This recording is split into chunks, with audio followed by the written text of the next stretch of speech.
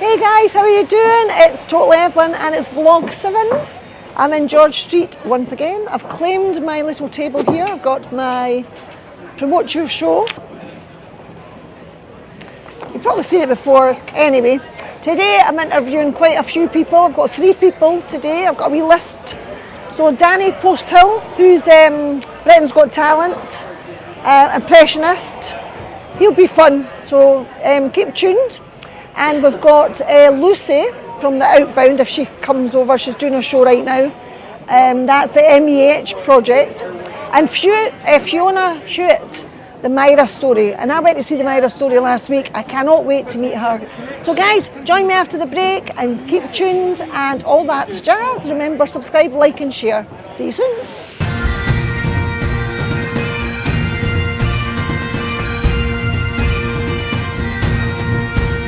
Lovely to meet you. Lovely to meet you too. How's the festival going? It's been going amazing. I mean, I thought that don't get me wrong, it's mentally straining because you're doing your show every single night. I mean, normally I'm on the road doing the comedy clubs and stuff like that, but you're doing a 25 to 30 minute set even if you're closing. But you're doing an hour show every single night. It's awesome. You've been there from the start of the festival? From the very start, yeah. And it ends on the 25th? 25th of, yeah, I know. So it's been, What are you doing to energise yourself? Well, do you know what I do? So I'll get up, I'll go to the gym. So to be fair, I am doing a lot as well as the show. So I've been going to the gym every day. I didn't today because obviously come here, I made sure I had all my energy for this interview. Do you know what I mean? And then I actually walk because my flat's in Leith. So I walk from Leith into the city every single day, and then obviously I get a taxi back, just in case. You know what I mean? Yes. Just in case what? You have a few beers? Well, no, not that really. Just you just don't ooze around on a night, do you? Do you know what I mean? Sorry, I'm just assuming everywhere's like Hartlepool, Anna, you know. So you don't trust us, Edinburgh? Of course, I trust you, Edinburgh people, eh? At least we do cops to Hartlepool. Yeah, which brings me to Diane Abbott. I mean, how many police officers are there? The amount of police officers that are working in Edinburgh are, as it will cost, roundabout. So yeah, she's in the show. Come and see me. I do loads of different. It's called That Bloke Who Does Voices. The bloke who does voices. That bloke who does voices. So it's exactly what it is on the tin. Right, you know. So you do David Beckham.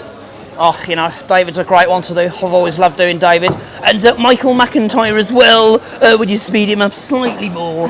Michael's a favourite at the festival. That's how he made it famous. That's the reason I'm here, because all these famous comedians like John Bishop and Michael, and also Jimmy Carr.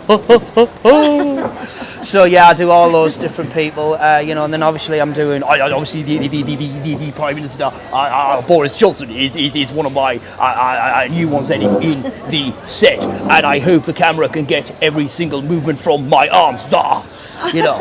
So yeah, Boris is here, and obviously, you know, Donald Trump, he's a great guy, fantastic guy, you know.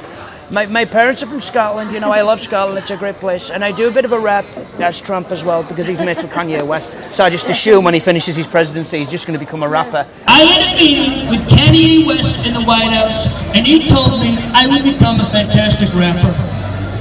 Now, I don't mean to sound braggadocious, but I think I'll be a fantastic rapper, I really will. Trump Records is going to take over, and I'm going to bring out this single. It's going to be fantastic. Would you like to hear it, everybody?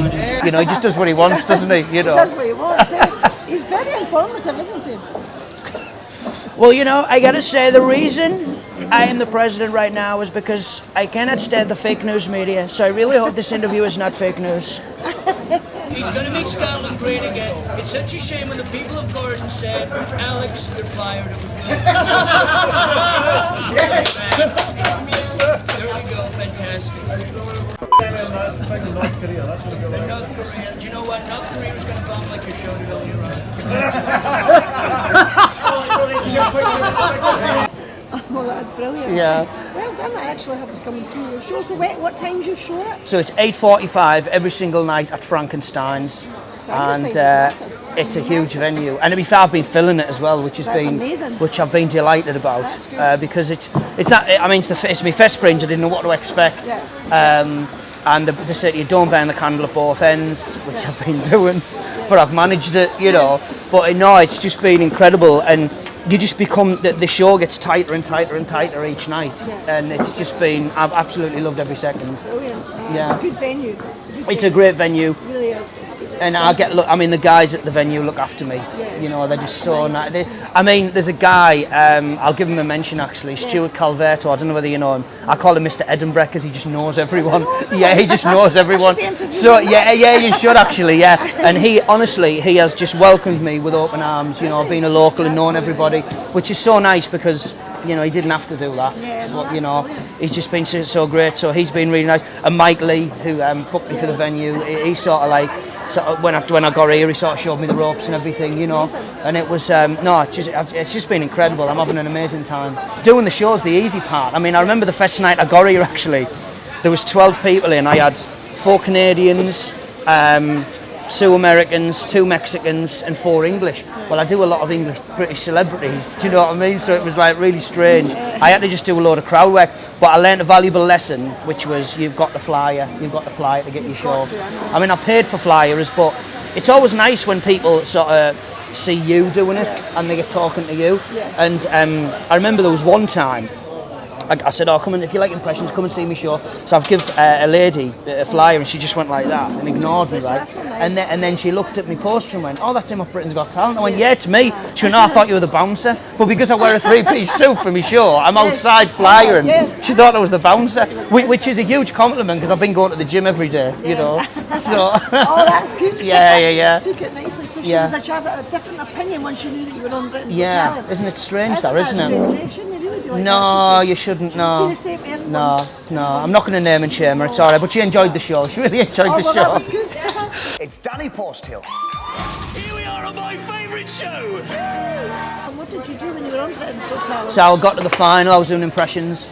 You know, so obviously my first audition was in Edinburgh as well. Yeah, was it? It was at the Festival Theatre. Right. So that, you know, it's close to my heart, Edinburgh, you know, in that sense. And then obviously you had the live semi-finals and finals, which was really nerve-wracking. Especially, you know, you're going back and forth with the producer of what material to do, and you know your act better than anybody. So if he's trying to tell you should do this because he's like, well, I know the show, I'm like, well, I know my act. Do you know what I mean? So it's like, but in the end I got there. Sometimes you've just got to stand your ground. You've just got to push, because you've got a lot of creativity in the show. Well, exactly. So, but there's a thing I do at the end of my show, because a lot of performers don't really like talking about Brexit because it's the elephant in the room. But I basically do an ABBA medley at the end of my show, where I do Theresa May, Jacob Rees-Mogg, Farage, Boris and Trump, you know. So it's what I find really interesting with Jacob Rees-Mogg is the fact that he is so unbelievably posh, and people cannot understand how a working class man from Hartlepool can do an impression of somebody from Eton. The only thing we understand about Eton is pie and peas. So and obviously Nigel Farage, you know, he's the show as well, so get yourself along. And funny, everybody started looking round there, they thought he was there, didn't they? Hey? So so he's in as well. So it's just been so much fun. Brilliant. What about Theresa May? Can you give us a quick? Well, Theresa May, what I find is easier to do when you have just woken up, because you've got the croakiness of the voice and sound like you're having an asthma attack at the same time. So Absolutely brilliant, eh? yeah. So do you find Edinburgh's been good to you then? I think it has. Yeah. I just love the people. They're just very. You know, do you know what's interesting as well is they're all very supportive for the shows, you know. However, there is a vast majority of people who actually just don't come into the centre during the festival because they're just like, you know, there's so much going on. Stop? I'm trying to encourage people to actually come, especially because as far as I'm concerned, if you're doing your bit, then, you know, the least that we can do is to support you guys. It does get incredibly busy though, doesn't it? I mean, I'm walking into work and I'm going, why do you feel the need to walk in front of me at 0.1 miles per hour? Do you know what I mean? It's just so, it's human traffic, isn't it? You know. But no, it's it's just been so much fun. I'm having a great time, and I'm actually getting to the point now where I'm going, right, I've got 7 shows left. I'm counting them down like Robinson Crusoe on his island. Because I'm loving it, but at the same time I'm like, you must be tired. It does tire you out. It really does tire you out. So what will you do when you go back? Do you go back home? Well, funnily enough, I'm off. My last show's the 25th. Then I go home on the 26th. I'm home 26th, 27th, which I'll be unpacking then. And then I've got a gig in Wales on the 28th. And then I'm off the 29th, and then I'm in where am I at the 30th? I am in near Skegness somewhere, and then after that I'm in Weymouth, and then I've got a couple of days off, and then I'm in Great Yarmouth.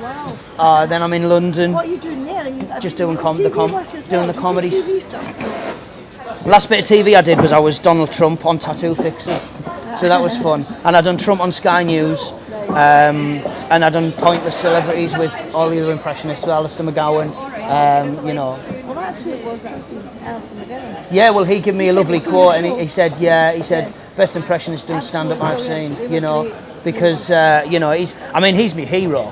He's someone who I amazing. watched, Yes, So, and Bobby Davro's come along. He really enjoyed the show. Amazing. So, and Christina Bianco come to watch me the other night. Oh, really? Yeah, and she wrote lovely comments about me, which I just think, wow. So do you not know they're coming? You just actually go out to do your show? And Well, then you see Christina them? messaged me on Twitter, because we follow each other on Twitter, and she just says to me, I'm coming to see your show at some point. Yeah. She didn't say exactly when. Yeah. And then I seen her in the audience. I popped my head through the curtain, and I saw her in the audience, and I was like, started having a little bit of a panic attack before I went on, because when you're having like your hero sat watching you, it's even more It's a bit of a nerve-wracking. pressure, it is, And you stress. hope that the audience are going to be with you and they're going to enjoy it, Oh, So well, I'm sure they are, and I can't wait to see it. yeah. And I'm so delighted you came along here to get an interview with Alright. Totally Evelyn. Tell everyone. Yes, I will do. Because I will that'll do. save them all going out and doing their Yeah, promotions. yeah, absolutely. Yeah.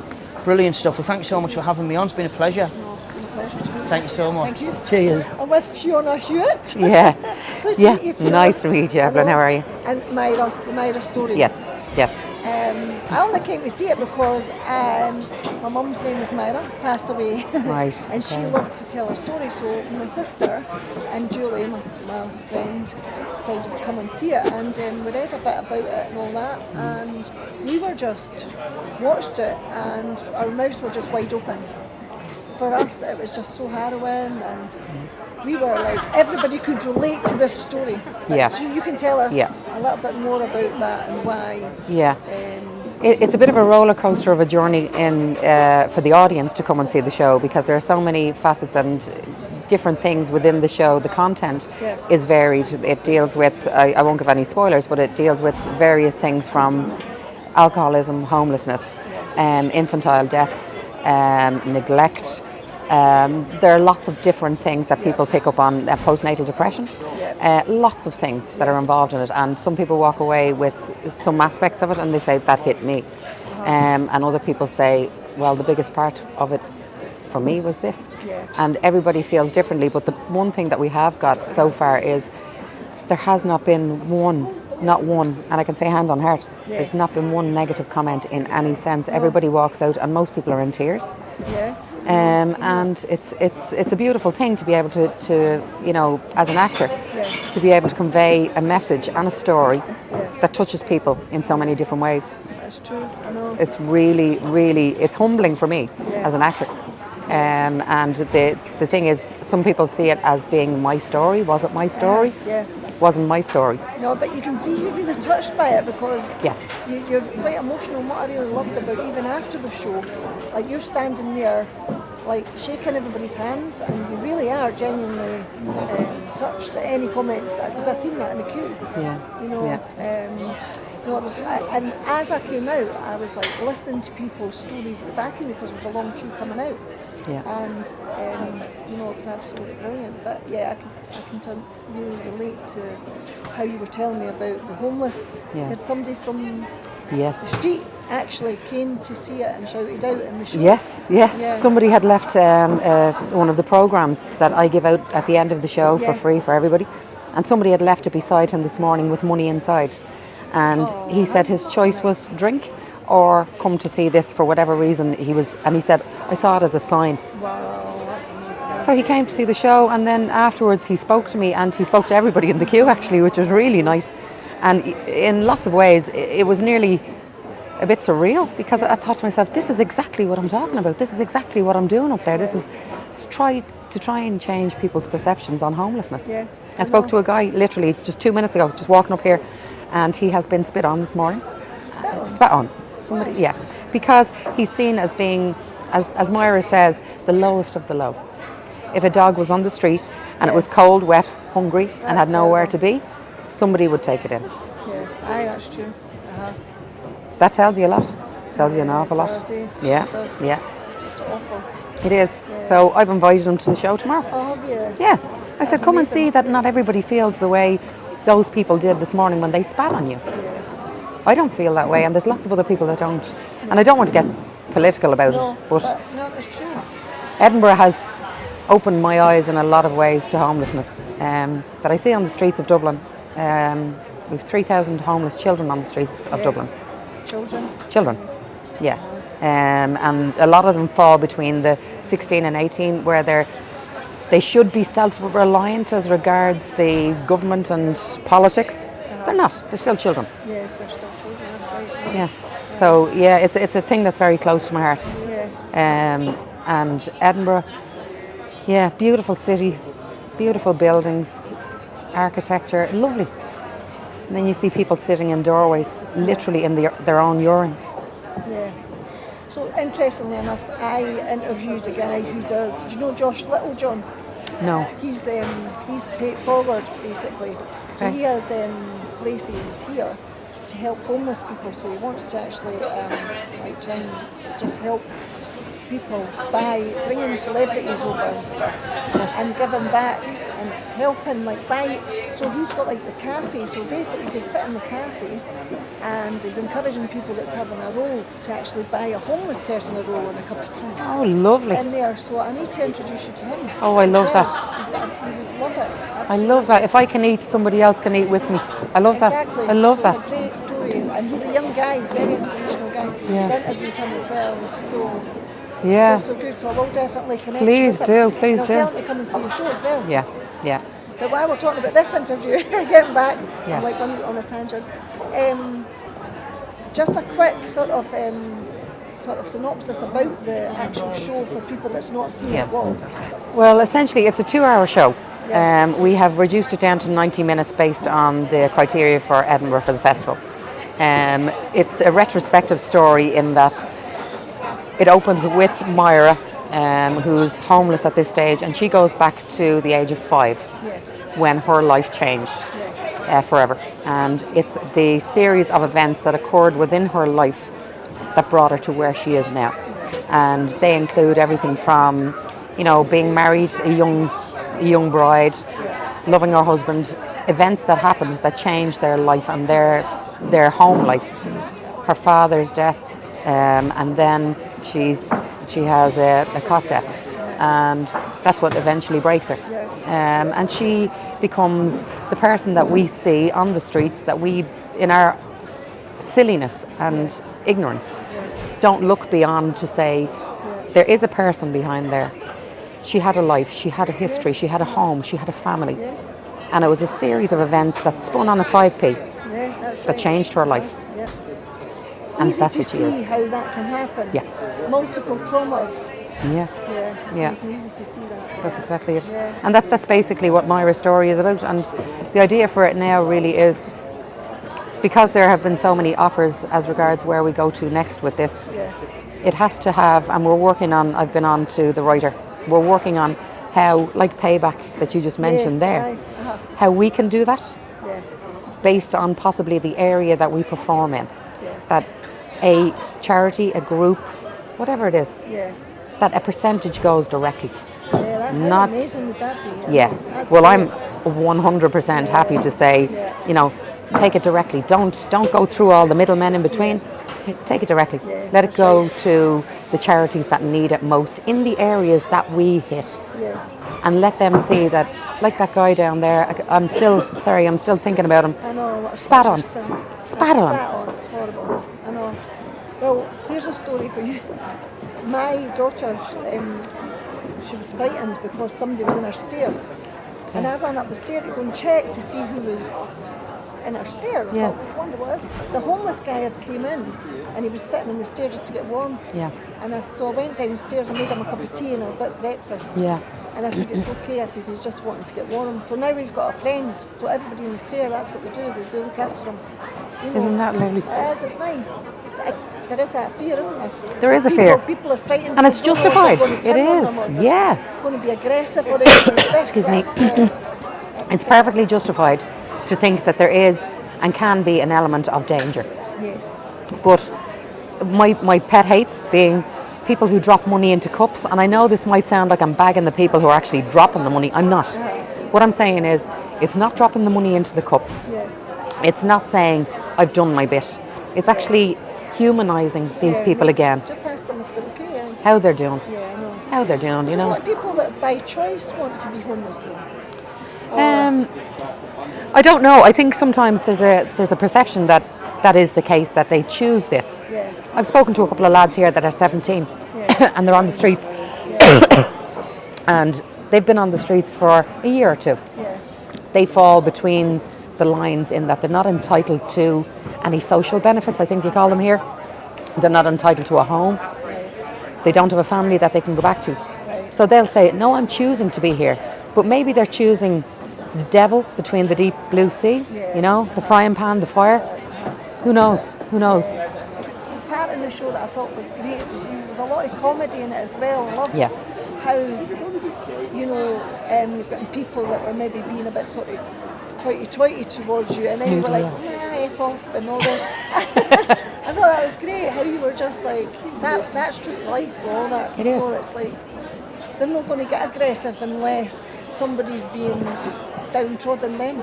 Generally speaking, already, no. I suppose, they don't. You played an absolutely brilliant part. Absolutely brilliant. Thank you. I took my hat off. You literally did. Listen, thank you so much. You're doing a brilliant job. Thanks a million. Thank you. Thanks a lot. So I'm with Lucy Bishop. Pleased to meet you. Nice to meet you too. And it's an Outbound project. Yeah. And the show is called MEA. Yeah, which stands for Mass Epidemic Hysteria. All right, and what is that exactly? So mass epidemic hysteria is when a group of people, normally young women, start to do something strange altogether. So in our show we talk about the 1518 dancing plague, where a whole town started dancing for like weeks on end and people died and no one still knows why it happened. So it's about a group of people normally experiencing some kind of social pressure, and then a kind of happening happens. So there was a time where a whole convent of nuns started meowing like cats. There's been like a group of schoolgirls in Tanzania that all just started laughing when they had exam pressure. So that's what mass epidemic hysteria means. But the show is kind of about hysteria as a whole. Right. So what made you bring a show to Edinburgh? What made you get it? That's a really good question. So we've been making the show for about 2 years, and I think it's gone through lots of different carnations, lots of different versions, and I think we really found what the show was about and how we wanted to tell it, and it's the biggest arts platform in the world, and we felt like this was kind of the final version and the version that we wanted to share. So that's kind of our impetus to come up to the Edinburgh Fringe. Right, so how does it work? Sort of talk me through it. the show, yeah. Really so it's kind of 4 shows happening at the same time. So there's a show about the 1518 dancing plague. There's a show about Jean-Martin Charcot, who was a French doctor and psychologist who did performances of hysteria, so he'd get his hysterics ward to kind of perform. There's a girl that dances in a box for a whole hour of the show to kind of symbolise a lot of the things that are happening, and then there's a magician who kind of does magic tricks to tie everything together and is directing the show, and these shows are all sort of happening at the same time in a kind of mash-up style. It's pretty mad. It's an all-female cast, so I think we've all had an experience of the impact of hysteria, even if now that term isn't used so much to describe women. I think through our shared experience as female identifying performers, there was a lot in the research about that, there was a lot talking about that. There's a lot of that comes out in the show. It's hard, I think. It would be hard as a woman to not connect to the process of making it, because it's something that I think everyone experiences on some level, which, it's been really fascinating to make. And is it fun? Yeah, it's really silly. It's really funny. It sounds, I think when you say you're doing a show about hysteria, it sounds like it's going to be like really serious. Yeah, deep, and women screaming in a room, really angstily, and like blood being thrown around. It's not at all. It's really funny. It's really warm. It's really silly. Like it talks about history as well, and it's informative, but it's definitely funny. It's definitely silly, and it's trying to talk about a serious subject, but with some lightness around it, so that it's not too angsty. What about reviews? Have you had any reviews? Yeah, we've had The List did a really lovely write-up. We got 4 stars. It said an intellectual and hilarious feminist history, which was really, really good. We had a lovely write-up from Exian as well. It was really. We had a lot of like nice long write-ups that have been really thoughtful and like people who really get the show, which is nice. Yeah, rather than I think that you can be with reviews in Edinburgh, you can sometimes get kind of 3 sentences that summarise your show, and that's it. And all our reviews have been really considered and really lovely, like well written. It's really nice. Oh, that's nice. Yeah. And what time's the show start and where is it and all these details? So it's at 12:10 at Underbelly Cowgate in Iron Belly. 12:10 p.m. So lunchtime 12, and it's an hour. And yeah, it's at Underbelly Cowgate. Is it quite a big venue? It's an intimate venue. It's nice because there's quite a lot of us on stage. There's quite a lot happens, so we have to dart around quite a small space. Not enjoying the Fringe. Really mixed crowds actually. I'd say like generally we've been getting a sort of 20 to 35 crowd, really mixed in gender, but today was a slightly older crowd, and we've had some teenagers in as well. It's not. Obviously, I think there's something to connect to as a female identifying person watching it because it's about that shared experience, but I think it's really important that non-female identifying people come and watch it and hear about that experience. So it's good. It's something different as well. Yeah, isn't for it? It's sure. not just the norm. No. It's like something different to. It's a bit off the wall, but it's also like it's not totally abstract and absurd, and we've had non-theatre going audiences come and really enjoy it and really enjoy the comedy of it. It's not for a really narrow group of people, I would say. Yeah, you just have to broaden your horizons. Yeah. I'll definitely come along and see Oh it. yeah. And also, where after the festival, what will you do after the festival with it? And So we did a little tour before we came, and we're finishing that tour off. We're going to Plymouth Theatre Royal Studio on the 7th of September, and we're going to the Salisbury Playhouse to the studio the 12th to the 14th of September.